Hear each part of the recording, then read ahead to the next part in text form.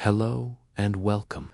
Tonight, we'll drift into a story not about dreams or stardust or fairy tales, but about something far more ordinary, something that quietly passes from hand to hand, day after day, with barely a thought, something that sits in your pocket, your wallet, your palm, and yet carries within it the weight of empires, the rise and fall of economies, and the subtle traces of millions of lives lived before yours. Coins, banknotes, receipts, faded and curled, small rectangles of paper, or cool discs of metal, which most of us use without looking, without ever stopping to wonder where they came from, what they've seen, or how many stories they could tell if only they had a voice. And tonight, they do that. This will be a slow journey, a gentle one, through time, across continents, across centuries, across pockets, drawers, and counting tables lit by candlelight. You'll hear of coins struck in ancient cities, their surfaces still warm from the forge, of paper money so delicate and strange that people feared to touch it, of symbols hidden in plain sight, faces you've seen 1,000 times, now finally whispering their names. We'll talk about the first coins, cast in the heat of Lydian furnaces over 2,000 years ago, and the first paper notes fluttering through the markets of medieval China like long, silent feathers. We'll speak of the monarchs and revolutionaries who demanded their portraits be printed and who, in doing so, ensured that their eyes would outlive them, blinking up from cash registers and crumpled bills in back pockets. We'll open a wallet, not yours, perhaps, but one very much like yours, and gently explore its contents. A folded receipt from a grocery store, dated 3 months ago, a Metro card with a faded stripe, a coin whose edge is worn smooth by years of use, a $10 bill, bent just slightly at the corner, still smelling faintly of coffee and leather. And as we unfold these quiet artifacts, we won't just speak of money, we'll speak of trust, of memory, of the quiet ways in which value is created, passed on, and sometimes forgotten. We'll speak not with excitement or urgency, but slowly, softly, because this is a story to fall asleep to. So if your eyes begin to grow heavy, if the edges of your thoughts begin to blur, if your mind wanders like a coin rolling under a couch, that's perfectly all right. There's no quiz at the end, no lesson to memorize, no pressure to stay awake. The coins and the notes will be here, waiting, turning gently in the dark, whispering their stories to you, again and again. Now, let's begin. Imagine, just for a moment, a single coin, not a rare one, not gold, not ancient, not even particularly clean or shiny, just ordinary. A simple coin, perhaps lying now at the bottom of your bag between a crumpled receipt and a forgotten mint, or resting in the small bowl by the door, the kind you empty your pockets into at the end of a long, quiet day. But this coin has not always been there. No. It began its journey far away from you, in a place full of noise and flame, where machines hum and stamp and hiss, where men and women wear gloves and goggles and steel-toed boots, and where metal is not yet money, not yet useful or familiar or trusted, but raw and anonymous and molten, waiting to be given a purpose. Long before it found its way to your wallet, before it passed through the fingers of a cashier, or rested for a time in a child's piggy bank, or perhaps dropped unnoticed onto the floor of a subway train, it was simply metal. Perhaps deep in a mine where the air is thick and the walls breathe moisture, and where the light never quite touches the rock. It might have come from Chile, or Canada, or China. Perhaps it was copper, or nickel, or zinc, or a blend so precise it has no name outside the minting walls. This raw metal was heated, slowly, deliberately, until it softened, glowed, surrendered its form, and was poured into casts or sheets that would later be sliced, stamped, refined, smoothed, and weighed and measured with machines that tremble with precision until every disc is exactly the same, down to the milligram, indistinguishable from its siblings except, perhaps, for a minuscule scratch or the faintest discoloration that no eye would notice except your own.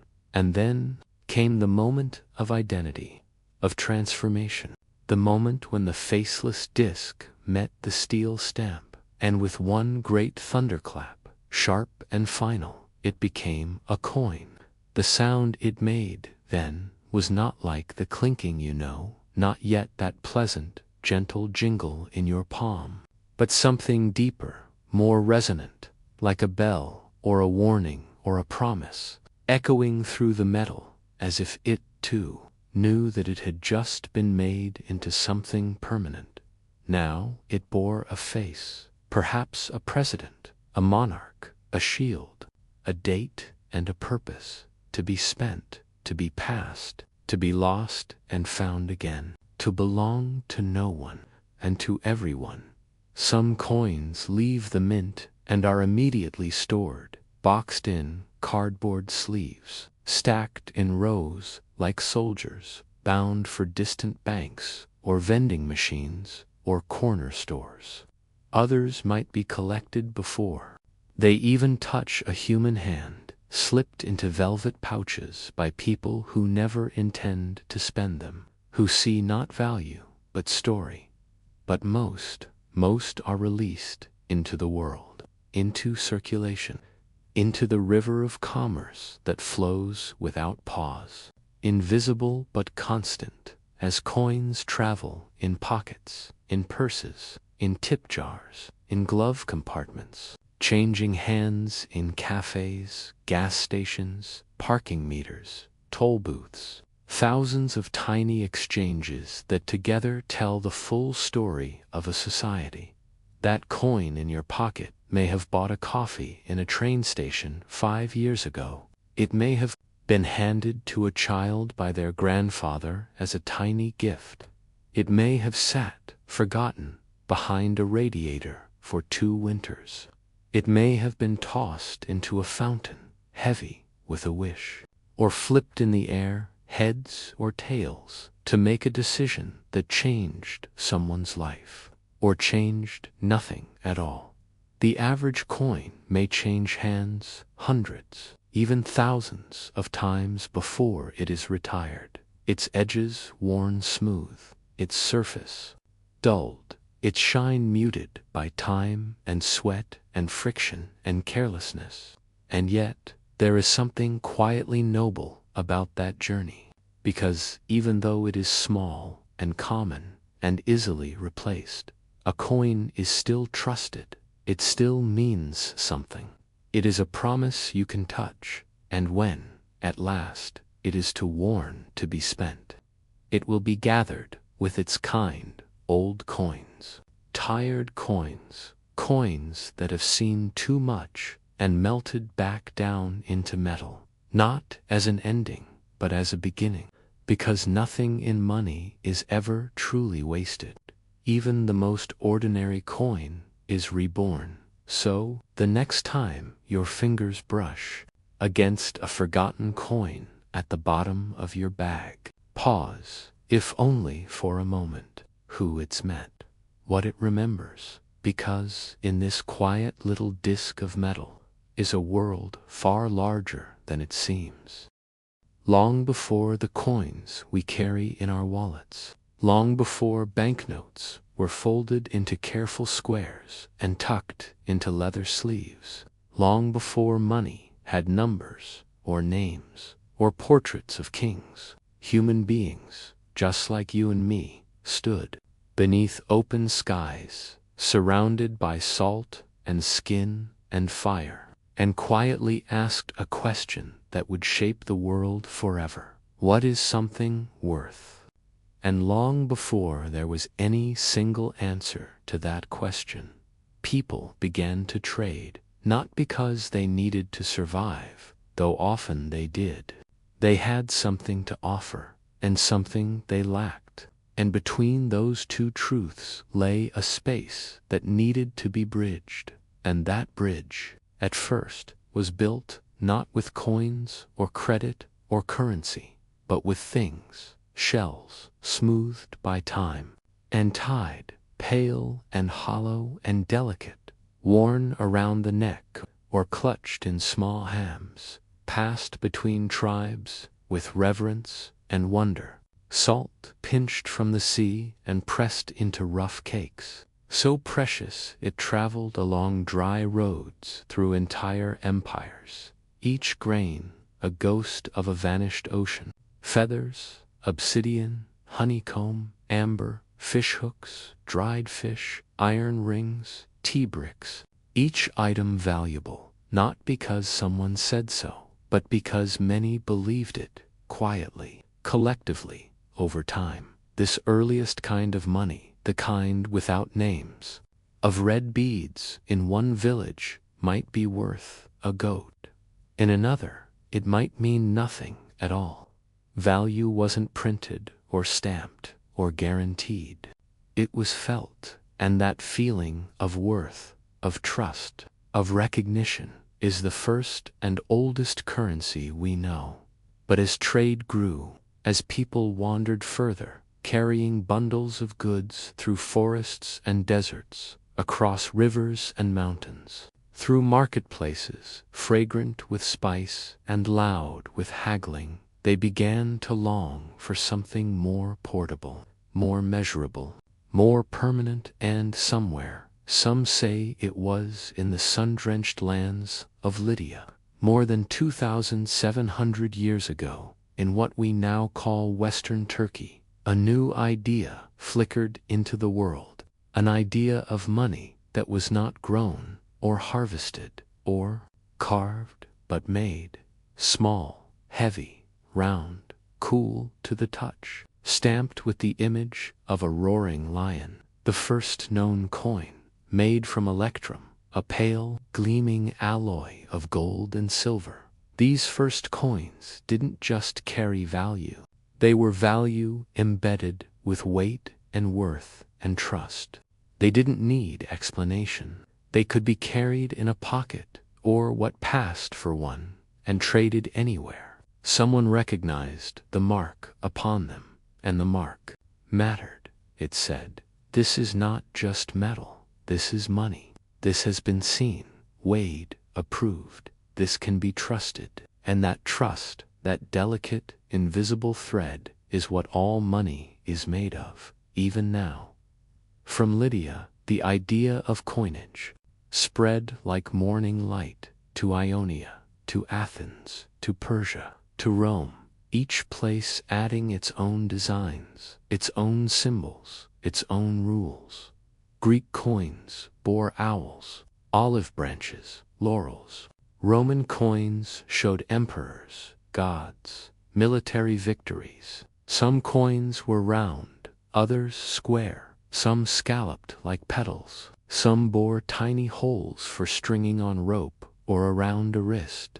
Some were as small as fingernails, others heavy as a plum, and people began to see them differently, not just as tokens or tools or tender, but as mirrors of power, of culture, of identity. The face of Caesar, frozen in silver, passed through thousands of hands, long after the man himself had turned to dust. A coin could outlive its king. A coin could become legend. But even as metal money rose, in another corner of the world, in the bustling cities of Tang Dynasty China, beneath red paper lanterns and tiled roofs, a different revolution began. To stir a piece of paper, light, flat, easily torn, and yet, somehow, more powerful than bronze. It began as a note, a promise. Merchants began to carry these instead of bags of copper because they were easier to travel with. And soon the notes themselves became money, paper, ink, faith. And so we see even here at the beginning that money was never really about the material. Machine, mass-produced and unremarkable, you are touching something ancient, something sacred, something that was once a shell, a stone, a breath of salt air. You are holding the memory of salt roads and lionhead coins, of tea bricks and emperor's seals, of trust whispered from hand to hand across the centuries. And as you drift into sleep now, you might imagine a soft desert wind blowing over, the tents of a distant market, the creak of a camel's harness, the smell of cinnamon and firewood, a hand reaching out with a piece of silver exchanged for a bowl of figs, and the soft, universal silence that follows the closing of a deal. The first money wasn't just payment, it was connection. Let's go now to a place not made of stone or metal, but of soft fibers, quiet ink, and human breath. Let's follow the sound of parchment unfolding, of brushes scratching, of paper sliding across wood, because this is the chapter when money learns to float, not jingle. When wealth stops being heavy and begins to rustle in the hands. Before paper money, value had weight. It clinked in your pouch, pulled on your coat, slowed your step on the road. You could feel it, the comfort of weight, the proof of worth. And when you spent it, you felt lighter. But that was about to change. The first known banknotes didn't come from London, or Paris, or Rome. They came from China, over 1,000 years ago, in the Song dynasty, a land of paper, poetry, precision, where merchants crossed great rivers in boats made of bamboo, carrying goods too vast, too precious, too awkward to be paid for with coin alone. Imagine, you're a silk trader in the year 1024. You have just sold 30 bolts of the finest patterned cloth, as soft as breath, shimmering with gold thread. The buyer offers to pay, not with chests of bronze, which would take hours to count, but with a simple slip of paper. It's inked with careful calligraphy, red stamps, and the symbol of a trusted issuer. It says, "This note is worth 1,000 coins." You touch it, you weigh nothing, you blink, and accept it, because behind that thin rectangle is trust. A trust so large, it can replace metal. They called it Jawazi, and it was the first widely used government-backed paper currency in the world. And while it was beautiful, decorated with seals, sometimes perfumed, sometimes wrapped in silk, it was also fragile. Too much rain and it blurred, too much sun and it faded, too many forgeries and trust began to fracture. But the idea had taken root. Paper, not metal, lightness, not weight, a promise, instead of presence. Centuries passed, caravans carried, not just spices and glass and stories, but whispers of paper money along the Silk Road. Europe, cautious and proud, didn't quite believe. A note, a slip, a symbol of value, with no coin beneath. It felt like magic, or fraud. And yet, slowly, the West began to listen. In 17th century Sweden, where copper coins were so large they needed wagons to carry them, merchants began issuing handwritten certificates, safer to carry, easier to trade. Soon after, in London, the Bank of England issued the first official printed banknotes. Stiff, pale sheets, signed in ink, still trembling with hesitation. They weren't colorful. They weren't secure. They were blank canvases of trust, and they spread from England to France, to the Netherlands, to the Americas. By the 18th century, the world had begun to unbutton its coin purse and unfold paper instead. Paper money carried not only value, but imagination. It could be printed with portraits, landscapes, symbols, slogans, warnings, flags, even illusions, tiny details that no one would notice unless they truly looked. In this way, banknotes became more than payment. They became messages. Look closely and you'll see an eye in a pyramid, a feathered headdress, a tiny bird, a secret thread, a word that only appears in light dot. To hold a banknote is to hold a nation's story, printed in pigment, pressed into pulp, spread invisibly by hand after hand, like pollen or prayer. And yet, for all its beauty, paper money has always carried a kind of tension. It's not heavy, but it is delicate. It's not rare, but it is temporary. It tears, it stains, it vanishes in fire. It fades in water. It slips through cracks and is lost between cushions, left behind in coat pockets and desk drawers, or carefully folded and kept forever in the back of an old photo album, a souvenir from a country that no longer exists. Because the truth is, money, even paper money, is always disappearing, and maybe that's why we love it. Why we fear it, why we save it, even when we no longer need it, because inside each note is something that feels fleeting, like time, like memory, like us. So, as you drift further into sleep, and the noise of the world softens, and the mind begins to let go, you might imagine a single banknote, folded once, quietly passed from one hand to another beneath a lantern's glow, a promise, a whisper, a breath made visible, that is paper money. Close your eyes now and imagine this. You unfold a banknote, not to spend it, not to check its value, but simply to look, to see the face that stares back at you. The expression may be serious, or stern, or calm, as if carved from marble, a face surrounded by numbers, by seals, by patterns that seem to move when you tilt the light, and yet your eyes return always to that same point. The gaze dot. There is something intimate about it, something strange, because even though this person lived long ago, or far away, or perhaps never lived at all, but was imagined by artists and approved by committees, still, they are watching you. But who are they? Why them? Why not someone else? Why at all?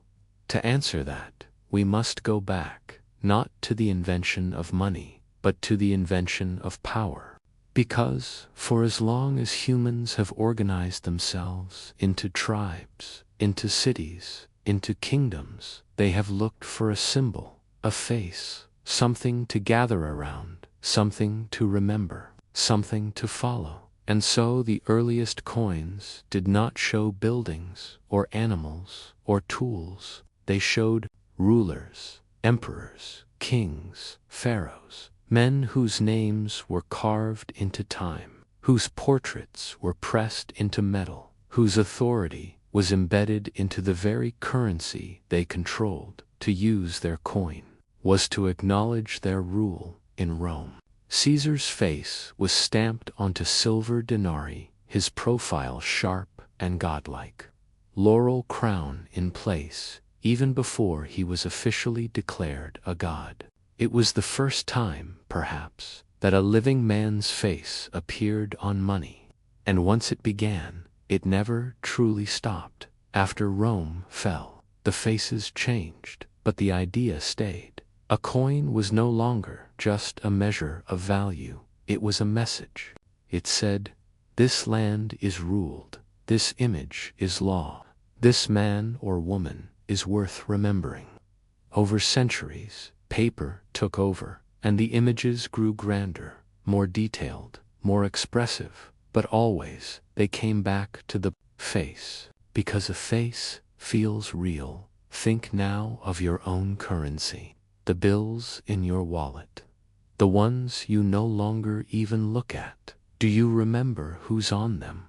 Is it a president, a queen, a poet, sometimes a musician, sometimes a revolution? The face is not always chosen because of power, but because of meaning. In the United States, George Washington gazes calmly from the $1 bill, his portrait so familiar, so often folded and passed that it has become nearly invisible. In the UK, Queen Elizabeth's face adorned coins for 70 years, changing subtly as she aged, until the currency itself became a kind of living diary. In Sweden, you might find Greta Garbo, her face half in shadow, or Astrid Lindgren, whose words shaped childhoods. In Japan, it is often writers and scholars. In Kenya, a teacher who became president. Nelson Mandela. Each country makes a choice, not just who we value, but who we want to be seen with, who we trust to speak silently for us. But sometimes faces disappear. A revolution comes, a monarchy falls, a regime ends, and suddenly the money must be redesigned, not just reprinted, but reinvented. Tear away the face. Tell a different story. This happens more often than you might think. In Zimbabwe, in Russia, in Yugoslavia, in Germany. In Argentina, the paper changes, but the eyes remain. Because even when we redesign the banknote, give it colors, microtext, watermarks, threads, we still, instinctively, place someone at the center, to witness, to anchor, to remind us that behind value is identity. And sometimes we get curious. We look at an old coin, an unfamiliar banknote. We see a name we don't know, a gaze we don't recognize. And in that moment, soft and brief, we remember that every face on money was once a person with fears and flaws and dreams and hands that might once have held money. So now, as you drift gently into sleep, perhaps with your hand resting near your wallet, or a coin forgotten on the nightstand, or nothing at all, let yourself imagine one of those faces, not as a symbol, but as a person. What were they thinking? What would they say to you? Maybe nothing. Maybe they would only look at you, softly, quietly, forever. And maybe that is enough. Close your eyes now and breathe slowly, and imagine a drawer, an old wooden drawer, slightly warped with time, heavy to open, filled not with documents or keys or forgotten receipts, but with paper, fragile, colorful, faded paper. Each sheet a different size, a different tone, a different texture. And none of them usable anymore, none of them accepted, none of them real. These are ghost currencies, money that once bought bread, or time, or silence, money that paid salaries, started wars, built homes, ruined lives, crossed borders, money that pulsed through nations like blood through a body, until, suddenly, it stopped. There was a time, not so long ago, when you could walk the streets of Berlin with a handful of Deutschmarks in your pocket and feel as though you held not just a national currency, but a memory, a promise, a symbol of post-war strength, of careful precision, of serious architecture and coffee in small porcelain cups, and then, in the span of a few years, after long talks and quiet signatures, and votes half-whispered through parliaments, they were gone, replaced, retired. The mark gave way to the euro, and with it a part of identity quietly dissolved, not with a scream, but a sigh. And the people kept their old notes, some of them, just one, folded gently in the back of a drawer, or slipped into a book they had loved once but no longer read, not for their value, but because of the way they smelled, the way they felt, the way they reminded you of a particular Tuesday in the autumn of 1997, when you paid for warm pastries with a 10-mark note and received change that no longer exists. But the Deutschmark is not alone.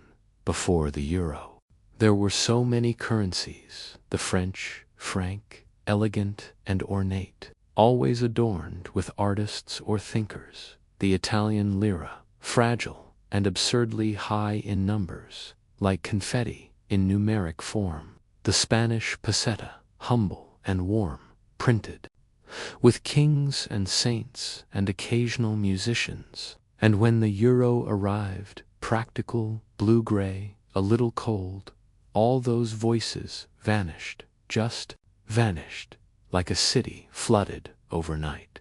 Even further back, in the early 20th century, the Austro-Hungarian krona stretched across half of Europe, one currency for Vienna and Prague and Sarajevo and Budapest, a financial thread holding together an empire made of languages and longing and too many crowns. When the empire fell after the First World War, so did the krona, not with grace but with inflation, with chaos, with stamps printed over stamps to keep up with prices that made no sense. In the end, people burned the notes for warmth.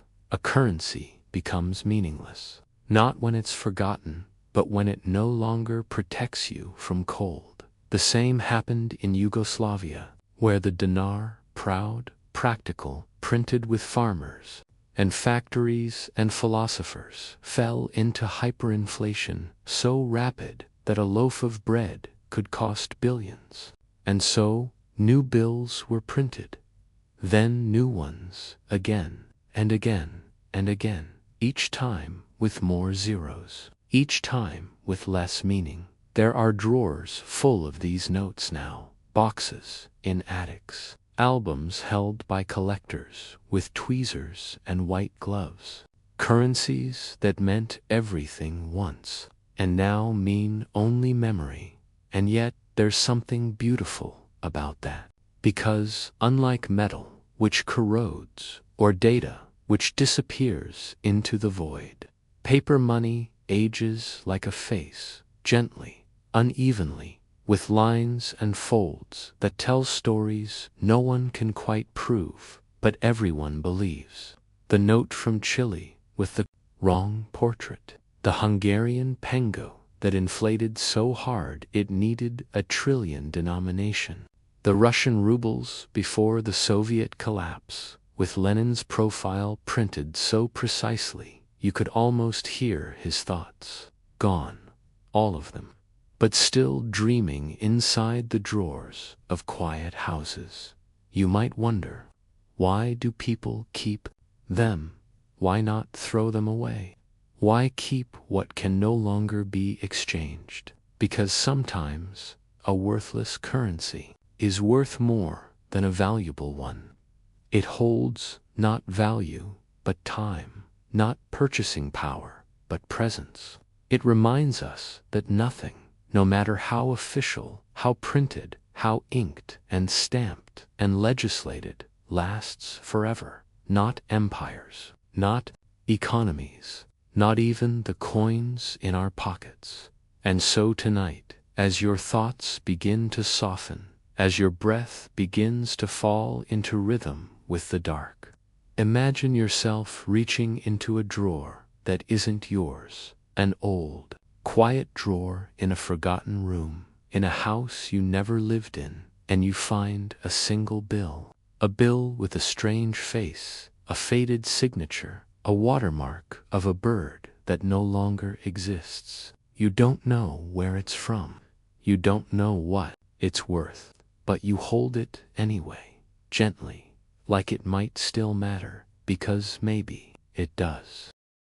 That money is not always something you can hold, something you can fold or drop on a counter, something that jingles quietly in your pocket or rustles softly in your wallet. Sometimes money is a dream. Sometimes money is a shadow that flickers just beyond your reach.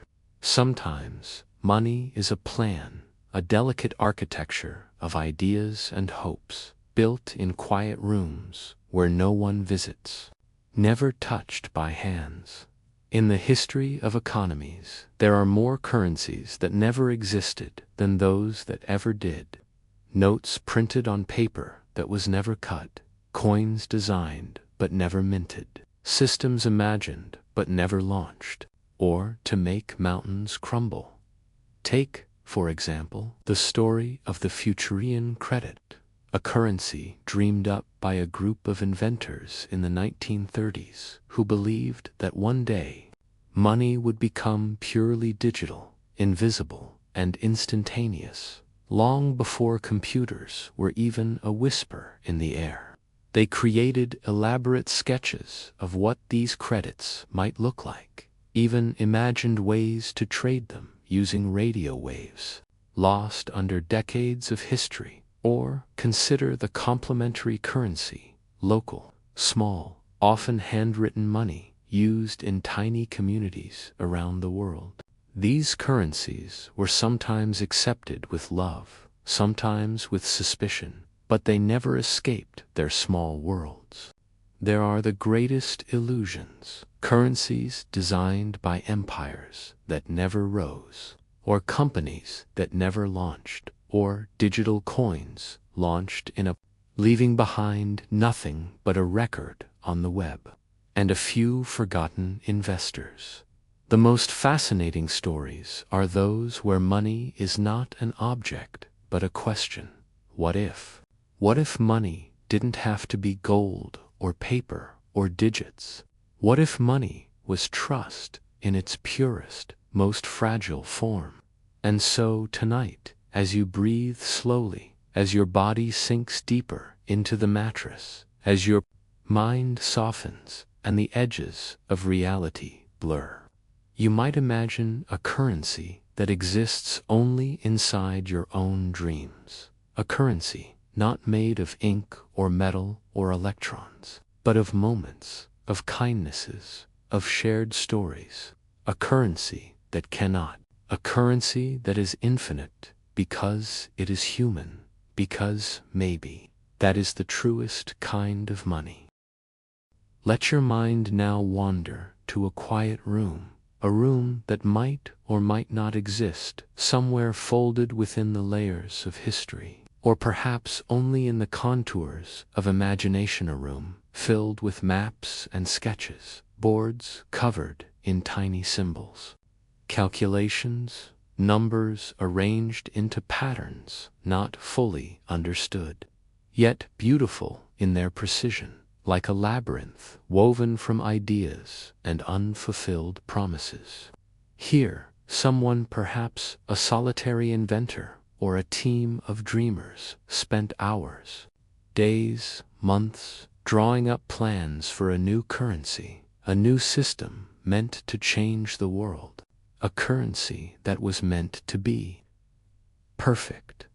Imagine this currency was never to take physical form, never printed on paper or stamped in metal, but to operate as a promise, a code, an exchange of trust between people who never met or touched hands, but who believed that their word and agreement had power, the power equal to the value of money. Or maybe even greater, because it was pure agreement, without the false shine or scent of ink. But this currency never left the drawing board, never transformed into coin or note. It remained only an idea, like an enchanted whisper that floated above the world, never taking real shape. Now, think of all the attempts of places where local communities, far from the grand cities and central banks, created their own money. Banknotes painted by hand with crayons and watercolors, bearing strange symbols known only to a handful of people, valid only where they were used in small shops, at markets, during festivals. These currencies, though worthless on any official market, held power to connect, to sustain, to offer hope for exchange, for life together in a world that often turned its back on them and their needs. Then there are currencies, projects that flashed like meteors and faded just as quickly. Remember all the ideas for global digital money before the era of Bitcoin. Plans that never passed the sketch phase or collapsed under the weight of their own ambition. Great dreams of banknotes, living only in the network, lacking material value, yet moving the hearts and wallets of those who believed, if just for a moment, so many monies that never truly were. And yet their shadows spread across the world, flickering in stories, sometimes altering the course of history, because even an unfulfilled promise can hold the power to transform. Everything we know about money, everything we hold in our hands or see on screens, rests on trust. Trust that this piece of paper will be accepted, that this coin will be exchanged, that this digital number has meaning. But what if money is nothing more than an idean invisible thread weaving together people's belief and cooperation? And what happens when that thread frays, or when the idea dissolves? Tonight, as your breath slows and your body sinks deeper into softness, imagine a world made not of coins and bills, but of pure trust, a currency woven from promises whispered in the dark, from hopes exchanged silently between strangers, from the gentle certainty that what we value is not the object itself, but the shared meaning we give it. Close your eyes and feel that invisible currency in your hands, as real as the mattress beneath you, lighter than a feather, yet heavier than gold. Because, maybe, the truest form of money is the belief we carry inside, quiet, steady, and infinite. Picture now a small, dimly lit workshop, tucked away behind an old brick wall, in a city that no longer remembers its own name, where a handful of artisans once gathered around flickering lanterns, their hands steady and sure as they shaped metal, pounding and carving, breathing life into cold discs that would soon travel far beyond this quiet room. Each coin was more than just metal lit, was a story hammered into existence. Kings, the faith of traders crossing continents and oceans, and the dreams of everyday people buying bread or lighting candles for a loved one. These coins, with their worn edges and faded faces, held secrets a whisper of the workshops where they were minted, the fires that heated them, the hands that held them, and the countless exchanges that wove them into the fabric of countless lives. Let your thoughts drift to a coin dropped softly on a wooden floor centuries ago. How many times was it picked up, counted, exchanged, saved, lost, found again? How many dreams did it buy? How many fears did it soothe? Every dent, every scratch, every polished gleam carries the echo of moments when it was the difference between hunger and plenty, between silence and song, between wandering and homecoming. Coins are not just money, they are the breath of history caught in metal. quietly telling tales that textbooks can only hint at. Now imagine those coins on their journeys, of merchants bartering spices beneath exotic suns, of children hiding them in secret places as treasures, and of kings weighing them carefully on golden scales, deciding fates and fortunes with the balance of metal and trust. Some coins became legends themselves, carrying symbols of power or faith, marking events that shaped the world, or bearing images that vanished as borders shifted and rulers changed. Yet all of them survive time's relentless tides, sometimes sinking beneath waves, sometimes lost in deserts, sometimes hoarded deep in chests forgotten beneath layers of dust and memory. Tonight, as your eyelids grow heavier, imagine holding one of those ancient coins in your hand, the weight of centuries pressed gently against your palm, the cool metal, a bridge between past and present, between the quiet hammer of history and the stillness of your breath. Stories swirl softly around you like a slow, endless river, carrying you away from the noise of today, into the hush of timelessness, where every coin's secret life is a lullaby whispered just for you. Now, imagine your wallet lying quietly on a table, or perhaps resting in your pocket, carrying with it more than just paper and plastic. Within it lies a delicate ecosystem of trust, value, and countless invisible connections. Each banknote, each coin, each card tucked inside is a tiny node in an immense network of exchanges stretching across cities, countries, continents, and oceans. A silent pulse that beats constantly beneath the surface of everyday life, unseen yet felt.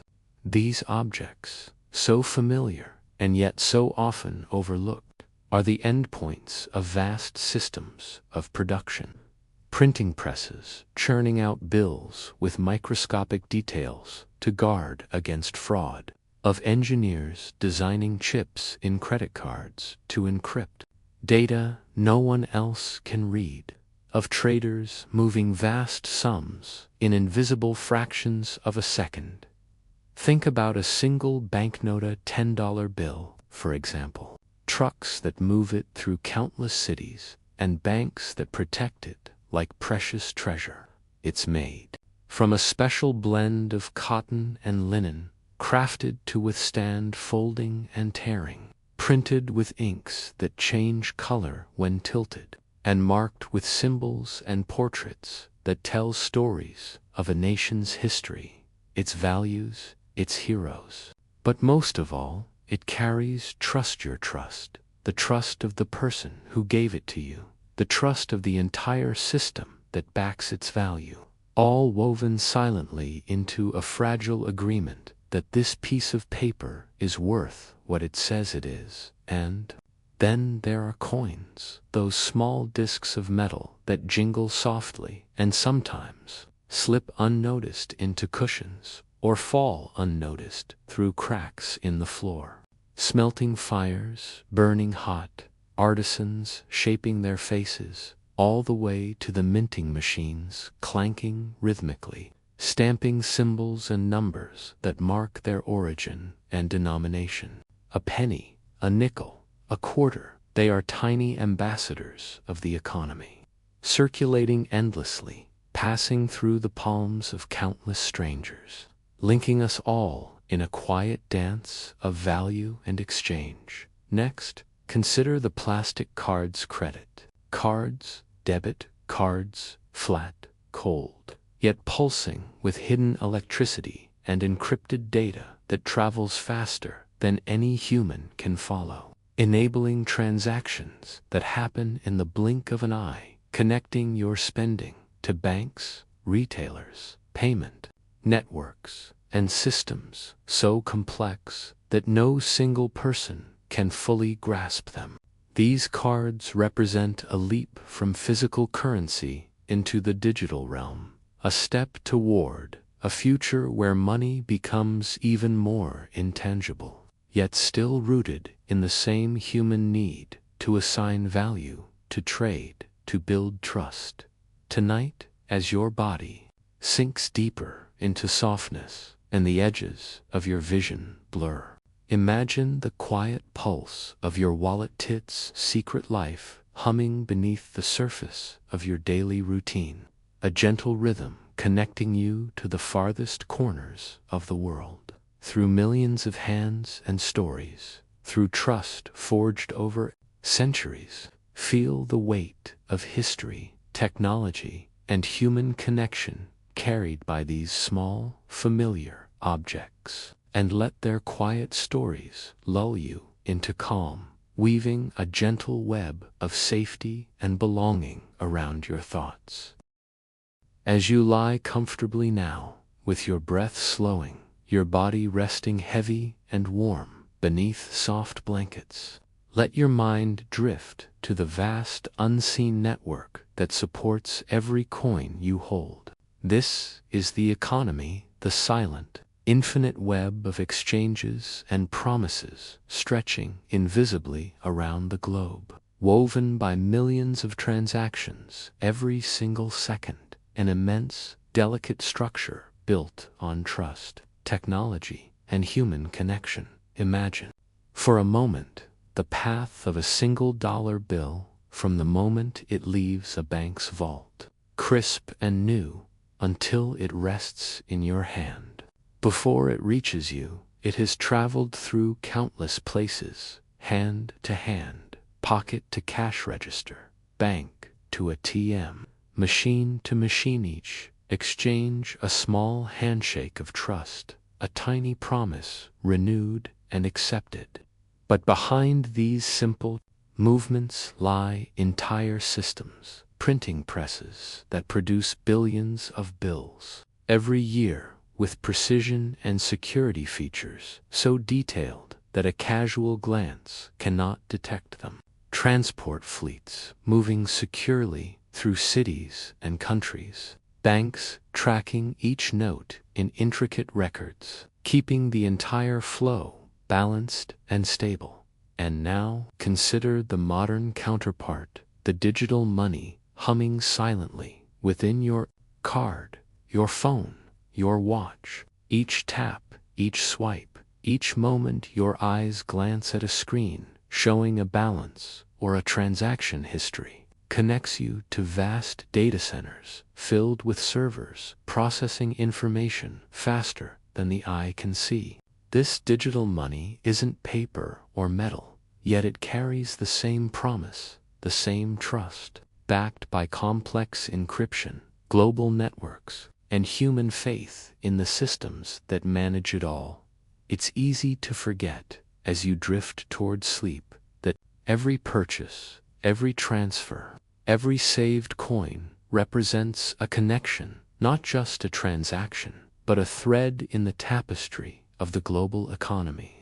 Threads that link farmers growing food in distant fields, factory workers crafting goods, software engineers building payment platforms, store clerks offering smiles as they exchange goods for money, and millions of others whose lives intersect in these quiet moments of trade and trust. Tonight, as the world outside grows silent and your eyelids grow heavy, picture yourself at the center of this invisible web, a calm node in a vast network of shared belief and exchange. Feel the rhythm of this global pulse, steady and slow, like a heartbeat beneath the noise of daily life, connecting you to countless others through stories, trust, and the quiet magic of money's endless dance. Imagine a vast, dimly lit vault somewhere deep beneath a city-on enormous chamber lined with thick steel walls, cool and silent except for the faint echo of footsteps and the distant hum of security systems humming quietly like a sleeping giant. Inside, Countless stacks of banknotes rest neatly on wooden pallets, and towering columns of coins shimmer faintly in the shadows, each one waiting patiently, a silent witness to the endless cycles of trust and exchange that pulse above ground. This vault is more than just a storage room. It's the heartbeat chamber of the financial world, a sacred space where value sleeps, protected by layers of technology and human vigilance, waiting to be called forth into the waking world again. Think about the people who guard these treasures, their steps measured and careful, their eyes sharp even as the night deepens, entrusted with protecting not just metal and paper, but the very promises that hold economies together. And beyond the vault's walls lie the bank's grand, solemn buildings that seem to breathe slowly, holding within them the stories of millions of customers, their hopes and fears, their dreams and struggles, all woven into the invisible fabric of accounts, ledgers, and digital records. But banks are also places of rest, of sleep, where money lies dormant, quietly waiting for its moment to be exchanged, loaned, invested, or saved. Money resting in accounts, not forgotten, but quietly accumulating potential energy, like a coiled spring waiting to propel new ventures, new dreams, new stories into motion.